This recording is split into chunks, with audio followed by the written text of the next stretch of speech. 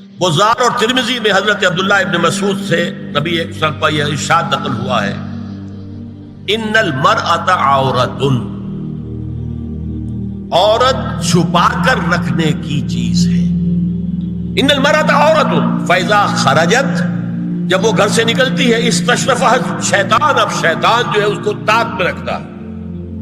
واقرب ما تکون بروحۃ ربها وهي في قعر بیتها، وہ اپنے رب کی رحمت سے قریب ترین ہوتی ہے جبکہ اپنے گھر کے بھی کسی اندرونی حصے۔ اسی لیے فرمایا مردوں کے لیے مسجد میں نماز افضل 28 گنا، اور عورت کے لیے گھر کی نماز مسجد سے افضل، گھر کے صحن کی مسجد سے افضل، دالان کی صحن سے افضل، کمرے میں اس سے افضل، اور کمرے کی کوئی بغلی کوٹھڑی ہے تو اس میں سب سے افضل۔ یہ احادیث نبی اکرم صلی اللہ علیہ وسلم۔ عبداللہ ابن احمد ابن حنبل نے زوائد الزہد میں اور ابن ابی شیبہ نے ابن سعد نے اپنی کتابوں میں مسروق کی روایت نقل کی ہے کہ حضرت عائشہ جب تلاوت قرآن کرتے ہوئے اس آیت پر پہنچتی تھی وَقَرْنَ فِي بُيُوتِكُنَّ، تو بے اختیار رو پڑتی تھی۔ قرآن کہتا ہے اپنے گھروں میں رہو۔ حضرت عائشہ نے شہادت عثمان کے بعد باہر نکل کر لشکر کی قیادت کی، پھر ساری عمر افسوس تھا کہ میں نے غلط کہا۔ حافظ ابو بکر بزار حضرت انس سے روایت کرتے ہیں کہ عورتوں نے حضور سے عرض کیا کہ ساری فضیلت تو مرد لوٹ کے لے گئے، وہ جہاد کرتے ہیں، خدا کی راہ میں بڑے بڑے کام کرتے ہیں، ہم کیا عمل کریں کہ ہمیں بھی مجاہدین کے برابر اجر مل سکے؟ جواب میں آپ نے فرمایا من قعدت منکن فی بیتہا فإنہا تدرک عمل المجاہدین، تم میں سے جو شخص اپنے گھر میں بیٹھی رہے گی وہ مجاہدین کا اجر حاصل کرے۔ یہ ایک ہوا کا رخ ہے، بتایا جا رہا ہے، یہ نظام ہے جس کو اس شکل میں دیا جا رہا ہے۔ اب آئیے سورہ نور کی طرف۔ یا ایھا الذین آمنوا لا تدخلوا بیوتا غیر بیوتکم حتی تستأنسوا وتسلموا علی اہلها ذالکم خیر لکم لعلکم تذکرون۔ اہل ایمان مت ہرگز مت داخل ہو اپنے گھروں کے علاوہ کسی اور گھر میں جب تک کہ تم ان کے ساتھ مانوس نہ ہو جاؤ، اذن نہ لے لو، ان پر سلام نہ کرو، یہی تمہارے لیے خیر بہتر ہے۔ اس کے بعد تفصیل آئی ہے، اس میں میں اس وقت نہیں جا رہا۔ اور جو لوگ اس پر عمل نہیں کرتے ان کے بارے میں قرآن مجید کیا کچھ حضور کیا کچھ فرما رہے ہیں یہ آپ سن لیجیے، بہت سخت احکام۔ عن ابی ہریرہ رضی اللہ عنہ ان رسول اللہ صلی اللہ علیہ وسلم قال لو ان امرأ اطلع عليك بغیر اذن فخذفته بحشاة ففقعت عینه ما كان عليك من جناح، متفق علیہ، بخاری اور مسلم دونوں کی ہے۔ اگر کوئی شخص تمہارے گھر میں بغیر اجازت کے داخل ہو جائے اور تم اس کی سزا کے طور پر اس پر کنکریاں پھینکو اور اس کی آنکھ پھوٹ جائے کنکری سے تو تم پر کوئی گناہ نہیں۔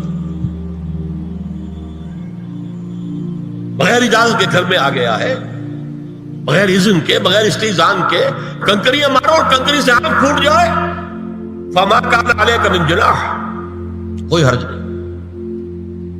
اب آ رہی ہے اصل آیت،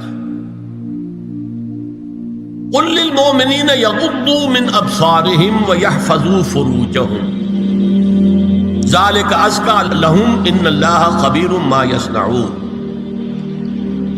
وقل للمؤمنات یغضضن من ابصارهن ویحفظن فروجهن ولا یبدین زینتهن الا ما ظہر منها وَلْيَضْرِبْنَ بِخُمُرِهِنَّ عَلَى جُيُوبِهِنَّ وَلَا يُبْدِينَ زِينَتَهُنَّ إِلَّا لِبُعُولَتِهِنَّ أَوْ آبَائِهِنَّ أَوْ آبَاءِ بُعُولَتِهِنَّ أَوْ أَبْنَائِهِنَّ أَوْ أَبْنَاءِ بُعُولَتِهِنَّ أَوْ إِخْوَانِهِنَّ أَوْ بَنِي إِخْوَانِهِنَّ أَوْ بَنِي أَخَوَاتِهِنَّ أَوْ نِسَائِهِنَّ أَوْ مَا مَلَكَتْ أَيْمَانُهُنَّ أَوِ التَّابِعِينَ غَيْرِ أُولِي الْإِرْبَةِ مِنَ الرِّجَالِ أَوِ الطَّفْلِ الَّذِينَ لَا يَظْهَرُوا عَلَى عَوْرَاتِ النِّسَاءِ وَلَا يَضْرِبْنَ بِأَرْجُلِهِنَّ لِيُعْلَمَ مَا يُخْفِينَ مِنْ زِينَتِهِنَّ وَتُوبُوا إِلَى اللَّهِ جَمِيعًا أَيُّهَا الْمُؤْمِنُونَ لَعَلَّكُمْ تُفْلِحُونَ۔ یہ لمبی آیت ہے۔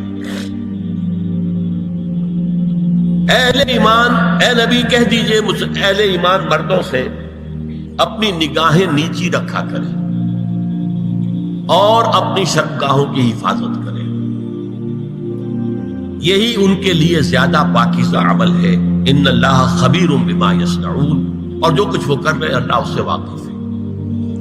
وَقُلْ لِلْمُؤْمِنَاتِ يَغْضُضْنَ مِنْ أَبْصَارِهِنَّ، اور مومن عورتوں سے بھی کہہ دیجئے کہ وہ اپنی نگاہیں جو ہے نیچی رکھا کریں، وَيَحْفَظْنَ فُرُوجَهُنَّ، اپنی شرمگاہوں کی حفاظت کریں، وَلَا يُبْدِينَ زِينَتَهُنَّ إِلَّا مَا ظَهَرَ مِنْهَا، اور اپنی زینت کو ظاہر نہ کیا کریں سوائے اس کے کہ جو بالکل ظاہر ہو جائے۔ قُلْ لِلْمُؤْمِنِينَ يَغُضُّوا مِنْ أَبْصَارِهِمْ وَيَحْفَظُوا فُرُوجَهُمْ ذَلِكَ أَزْكَىٰ لَهُمْ إِنَّ اللَّهَ خَبِيرٌ بِمَا يَصْنَعُونَ۔ نوٹ کر لیجئے کہ یہ کہاں ہو رہا ہے؟ گھر میں داخلے کے بعد، گھر میں داخلہ اجازت سے، اور داخلہ ہوگا صرف محرموں کا، گھر کے اندر جو ہے وہ نامحرم تو نہیں آئے گا، یہ میں آگے بیان کر رہا ہوں۔ وَقُلْ لِلْمُؤْمِنَاتِ يَغْضُضْنَ مِنْ أَبْصَارِهِنَّ وَيَحْفَظْنَ مِنْ فُرُوجِهِنَّ، اور کہہ دیجئے مومن عورتوں سے بھی کہ وہ بھی اپنی نگاہیں جھکا کر رکھیں اور اپنی شرمگاہوں کی حفاظت کریں۔ وَلَا يُبْدِينَ زِينَتَهُنَّ إِلَّا مَا ظَهَرَ مِنْهَا، محرموں سے پردہ کیا ہے؟ محرموں سے، اس کا نام ستر ہے۔ عورت کا پورا جسم ستر ہے سوائے چہرے کی ٹکیا اور یہ ہاتھ اور یہ پاؤں، بس۔ کیا مطلب ہے؟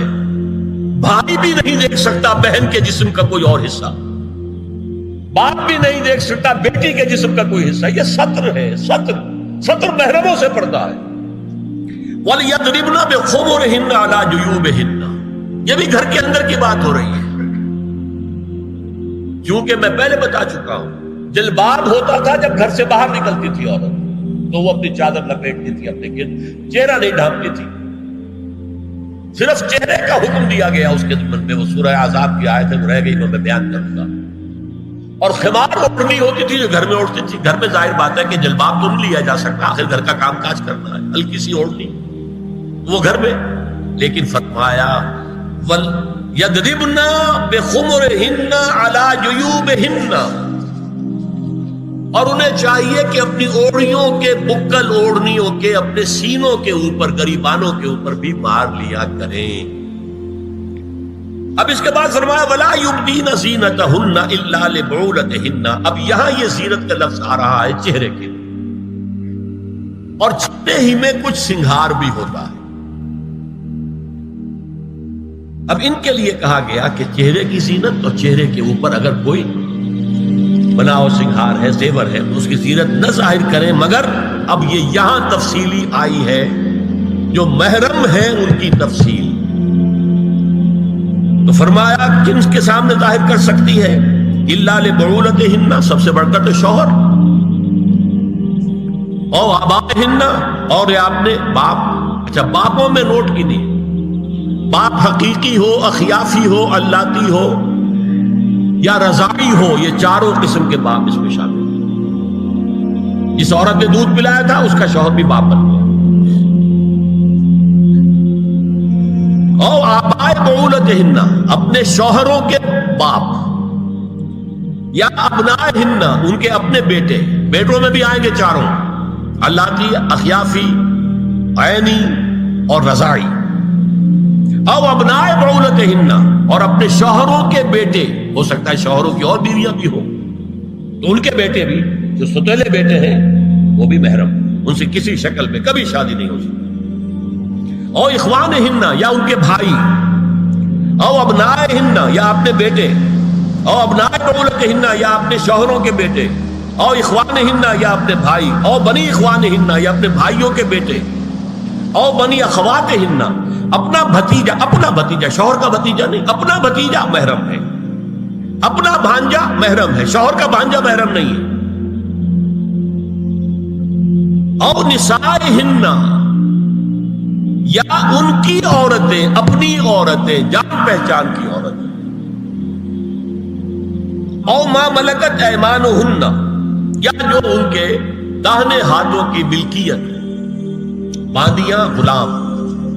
اس میں عرض کر چکا ہوں کہ اس میں کافی اختلافات ہیں، یہ بھی ہے کہ اس سے مراد صرف باندیاں ہیں، غلام مرد ہیں، یہ بھی ہے کہ مرد بھی ہے، اور یہ بھی ہے کہ مرد جب تک کہ وہ بالی ہوا، لیکن میں اس بحث میں یہاں نہیں جانا چاہتا، یہ پھر فقہ کی بحث ہو جائے گی۔ اب التابعین غیر اولی الاربہ، کچھ ایسے لوگ بھی ہوتے ہیں، کوئی کسی کے گھر میں تو اندھا آدمی رہ رہا ہے، یا کوئی اور کسی وجہ سے کوئی مریض ہے، اسے آپ نے پناہ دے رکھی ہے، انہیں عورتوں سے کوئی سروکار نہیں ہوتا۔ اب الطفل الذین لم یظہروا علی عورات النساء، یا وہ بچے کہ جن پر ابھی عورتوں کے پوشیدہ حالات واضح ہی نہیں ہے، پتہ ہی نہیں ہے انہیں، ابھی انہیں جنس کا کوئی احساس ہی نہیں۔ یہ ہے فہرست جو دی گئی ہے کہ جن کے سامنے عورت کھلے چہرے کے ساتھ اور اپنی جو اضافی زینت بھی ہو، کوئی زیور وغیرہ یا کوئی بھی سرما وغیرہ ڈالا ہوا ہے یا کوئی سرخی کو لگائی ہے معمولی سی، تو اس کے ساتھ آ سکتی ہے، اور یہ وہ رشتے ہیں کہ جن سے کسی حالت میں بھی نکاح نہیں ہو سکتا۔ آگے سنیے، وَلَا يَضْرِبْنَ بِأَرْجُلِهِنَّ لِيُعْلَمَ مَا يُخْفِينَ مِنْ زِينَتِهِنَّ، اور چلتے ہوئے اپنے پاؤں زور سے نہ مارے کہ ان کی زینت ظاہر ہو جائے۔ اگر کوئی پازیب پہنی ہوئی ہے، کوئی جھجھنو وغیرہ ہے، تو اب اگر پاؤں مار کر چلے گی تو خواہ ذہن جائے گا بیٹھے ہوئے کا کہ کوئی خاتون جا رہی ہے۔ یہاں تک اس کے علاوہ یہ بھی ہے، تعطر کے بارے میں فرمایا ہے کہ اگر عطر لگا کر کوئی عورت گھر سے نکلی ہے، اذا استعارت المرأة فمرت على القوم ليجدوا ريحها فهي كذا وكذا قال قولا شديدا۔ اس ابو داؤد کی روایت حضور نے فرمایا جب کوئی عورت عطر لگا کر، خوشبو لگا کر نکلتی ہے کہ لوگ اس کی خوشبو سونگیں یا اس کو اوپر مطلع ہو جائیں تو ایسی ہے ایسی ہے، بہت سخت الفاظ حضور نے استعمال کیے کہ جس کو راوی نے نقل نہیں کیا۔ عورت کے لیے خوشبو، عورت کی آواز کا پردہ ہے۔ اب دیکھیے کس حد تک نماز میں اس وقت عورتیں بھی شریک ہوتی تھی، اگرچہ حضور نے فرمایا مردوں کی صف بہترین سب سے آگے والی ہے اور سب سے بری صف سب سے پیچھے ہے، کیونکہ اس کے پیچھے پھر عورتوں کی صف ہوتی تھی، اور عورتوں کے لیے سب سے اچھی صف سب سے پچھلی والی ہے اور سب سے بری سب سے آگے والی ہے۔ سب سے آگے والوں کے سامنے پھر مرد ہوتے تھے، ان کی پشت ہوتی تھی۔ تو اسی طریقے سے اگر غلطی کی ہے تو مرد جو ہے کہے گا سبحان اللہ، امام سے غلطی ہو گئی ہے، مرد کیا کہے گا؟ سبحان اللہ۔ عورت کیا کرے گی؟ اپنے ایک ہاتھ کے پشت پر اپنا ہاتھ مارے گی، اپنی آواز نہیں نکالنی، آواز کا پردہ، چھونے کا پردہ یہاں تک ہے کہ حضور نے کبھی کسی عورت سے ہاتھ نہیں ملایا، اور آپ جب بیعت بھی لیتے تھے تو بس زبانی الفاظ کہلوائے اور کہا ٹھیک ہے بیعت ہو گئی، یا ایک کپڑا پکڑا، اس کا ایک سرا اپنے ہاتھ میں دوسرا سرا خاتون کے ہاتھ میں، یا ایک تشت کے اندر پانی بھرا، اس میں ایک طرف اس نے انگلیاں ڈال لی اور ایک طرف حضور کی انگلیاں۔ لیکن مسافر لا اسافر النساء، ایک دفعہ ہوا بھی کہ بعض خواتین نے جب بیعت کی ہے تو پھر انہوں نے ہاتھ آگے بڑھایا مسافر کے لیے، حضور نے فرمایا انی لا اسافر النساء، میں عورتوں سے مسافر نہیں کرتا۔ یا ایھا النبی قل لازواجک وبناتک ونساء المؤمنین یدنین علیہن من جلابیبہن ذلک ادنی ان یعرفن فلا یؤذین وکان اللہ غفورا رحیما۔ اے نبی صلی اللہ علیہ وسلم کہہ دیجئے اپنی بیٹیوں سے اور اپنی بیویوں سے اور مسلمانوں کی خواتین سے۔ اب دیکھیے یہ سورہ احزاب ہی میں ہو رہا ہے، شروع میں یا نساء نبی سے بات چلی، استیزان بھی صرف نبی کے گھر میں داخل نہ ہو اذن کے بغیر، آگے چل کر سورہ احزاب ہی میں عام بھی کر دیا، قل لازواجک وبناتک ونساء المؤمنین، کہہ دیجئے اپنی بیویوں سے، اپنی بیٹیوں سے اور اہل ایمان کی خواتین سے، یدنین علیہن من جلابیبہن، کہ وہ اپنے چہروں کے اوپر اپنی جلباب کو لٹکا لیا کریں، چہرہ چھپ جائے۔ اب اس کی تفسیر میں چاہتا ہوں کہ آپ کو جو مختلف مفسرین نے کی ہے وہ آپ کے سامنے میں رکھوں۔ حضرت عبداللہ ابن عباس نے اس آیت کی جو وضاحت فرمائی ہے اسے حافظ ابن کثیر نے اپنی تفسیر میں اس طرح نقل کیا ہے، اللہ نے مسلمان عورتوں کو حکم دیا ہے کہ جب وہ کسی کام کے لیے گھروں سے نکلے تو اپنی چادروں کے پلو اوپر سے ڈال کر اپنا منہ چھپا لیں اور صرف ایک آنکھ کھلی رکھیں، دونوں آنکھیں بھی غلط ہیں۔ اور سن لیجئے ابن جریر اور ابن منذر کی روایت ہے کہ محمد بن سیرین یہ ایک تابعی ہیں نے حضرت عبیدہ السلمانی یہ صحابی ہیں سے اس آیت کا مطلب پوچھا. انہوں نے جواب میں کچھ کہنے کی بجائے اپنی چادر کو اس طرح اوڑھا کہ پورا سر اور پیشانی اور پورا منہ ڈھانک کر صرف ایک آنکھ کھولی رکھی. اور سنیے ابو بکر بن عبداللہ ابن عربی نے یدنین علیہن من جلابیبہن کا مفہوم ان الفاظ میں بیان کیا ہے تغطى به وجهها حتى لا يظهر منها الا عينها اليسرى. عورت اپنی چادر کو پورے وجود پر ڈھانپ لے اور اس طرح چہرے کو بھی ڈھانپے کہ صرف بائیں آنکھ کھلی رہے.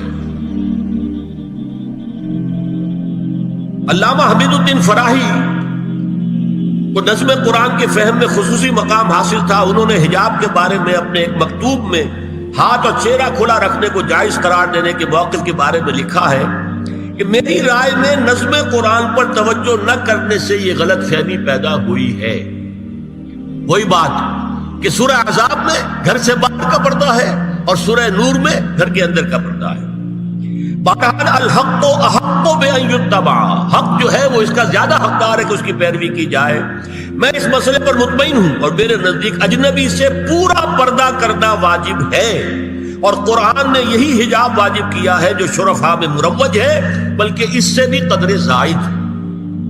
مولانا فراہی کا یہ مکتوب ماہنامہ حیات نو بلیریا گنج انڈیا کے اکتوبر سن 92 کے شمارے میں شائع ہوا.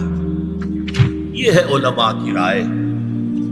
حضرت ام سلمہ اور حضرت میمونہ نبی صلی اللہ علیہ وسلم کے پاس بیٹھی تھی. اتنے میں حضرت ابن ام مکتوم آ گئے. نبی صلی اللہ علیہ وسلم نے ان دونوں سے فرمایا احتجبا منہ، ان سے پردہ کرو. ازواج نے عرض کیا یا رسول اللہ الیس اعمی لا یبصرنا ولا یعرفنا، حضور کیا یہ اندھے نہیں ہیں؟ یہ نہ ہمیں دیکھ رہے ہیں نہ ہمیں پہچانتے ہیں. فرمایا افعمغایان انتما، کیا تم دونوں بھی اندھی ہو؟ الا تبصران ہی، کیا تم نہیں دیکھ رہی ان کو؟ حضرت ام سلمہ تصریح کرتی ہیں ذالک بعد ان امر بالحجاب، یہ جب حجاب کا حکم آ گیا تھا تب حضور نے پھر یہ حکم دیا. اس کی وجہ کیا تھی؟ حضرت عبداللہ ابن مکتوم کا گھر میں آنا جانا تھا. تو اگرچہ اندھے ہیں لیکن یہ کہ یہ بار بار کا آنا جانا اس سے فتنے کا ایک دروازہ کھل سکتا ہے. اس دروازے کو بند کر دیا گیا. حضرت عائشہ کے پاس ایک نابینا آیا تو انہوں نے اس سے پردہ کیا. کہا گیا کہ آپ اس سے پردہ کیوں کرتی ہیں، یہ تو آپ کو نہیں دیکھ سکتا. جواب میں حضرت ام المومنین نے فرمایا لاکنی انظر الیہ، میں تو اسے دیکھ رہی ہوں نا. اور مرد کو دیکھے. البتہ یہ کہ عام حالات میں آپ بازار میں چل رہے ہیں، عورت جا رہی ہے، کوئی شوق باہر نکلنا پڑا ہے، تو اس حالت میں اگر وہ مرد کو دیکھتی ہے تو اس میں در حقیقت وہ فتنہ نہیں ہے کہ جو گھر میں آنے جانے والے لوگ. اب ایک آخری مسئلہ ہے. 2 حدیثیں ایسی ہیں جو میری گفتگو کے خلاف جاتی ہیں اور میں دیانت کا تقاضا سمجھتا ہوں کہ وہ بھی آپ کے سامنے بیان کروں. حضور کے بارے میں یہ معلوم ہے کہ 2 خواتین جو ویسے نامحرم تھیں وہ ان کے سامنے آتی رہیں اور آپ ان سے ملتے رہے.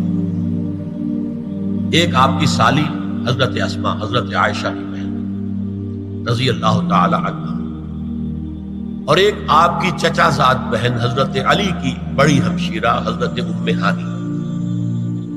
یہ میں حدیث آپ کو سنا رہا ہوں.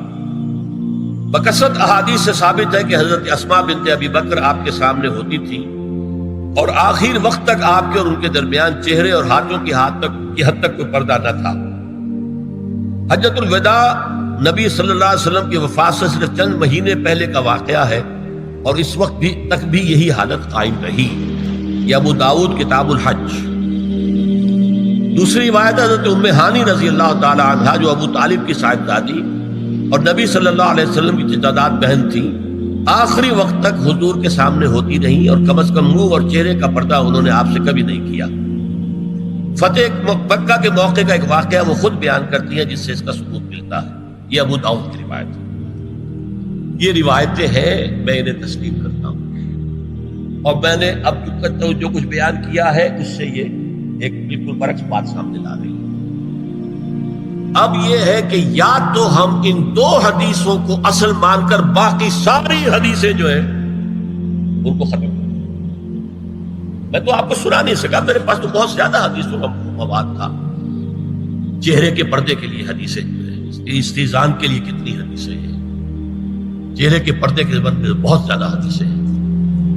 حضرت ام خلاد ایک خاتون تھی، ان کا بیٹا ایک غزوے میں شہید ہو گیا، وہ اس کے بارے میں کچھ پوچھنے کے لیے حضور کے پاس آئی، صحابہ بیٹھے ہوئے تھے، انہوں نے نقاب ڈالا ہوا تھا، منتقبۃ، نقاب کا لفظ بھی حدیث میں موجود ہے۔ اور یہ لوگ کہتے ہیں نقاب تو جو ہے یہ بعد کی پیداوار ہے، یہ لفظ کوئی ہے ہی نہیں۔ حجاب کا لفظ قرآن میں ہے، جلباب کا لفظ قرآن میں ہے، خمار کا ذکر قرآن میں ہے، اور یہ منتقبۃ نقاب ڈالی۔ لوگوں نے کہا عجیب عورت ہے یہ، اس کا بچہ شہید ہو گیا ہے، مطلب یہ کہ سخت صدمے کی کیفیت ہے، اور یہ اس وقت بھی اس نے نقاب ڈالی ہوئی ہے۔